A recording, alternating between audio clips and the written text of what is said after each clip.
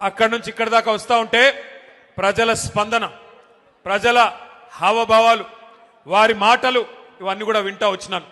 మధ్యలో ఒక దగ్గర కొద్దిసేపు టీ తాగుదామని ఆగినాం. అక్కడ పాలేరు నియోజకవర్గం ఎంటర్ అయిన తర్వాత ఆ టోల్ గేట్కి యువతల కొద్దిసేపు ఆగినాం. ఆగితే 2-3 రైతన్నలు వచ్చారు.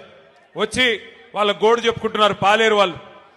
అన్నా, మా ఎమ్మెల్యే గారు ఇప్పుడు మంత్రిగా ఉన్నారు, వ్యవసాయ మంత్రి గారు మా జిల్లా, ఇద్దరున్నారు, ఉప ముఖ్యమంత్రి కూడా మా జిల్లానే, 3 మంత్రులు 3 మొనగాళ్ళు ఉన్నారు. కానీ దురదృష్టం ఒక్క యూరియా బస్తా దొరకడం లేదు. ఎవరికి చెప్పుకోవాలి, మేము ఎవరికి చెప్పుకోవాలా అని రైతన్నలు వచ్చి అడుగుతుంటే వారిని నేను ఒకటే అడిగిన, మరి మార్పు మార్పు అన్నారు, మార్పు మార్పు అని ఓటేశారు, బాగున్నదా మార్పు అని అడిగిన.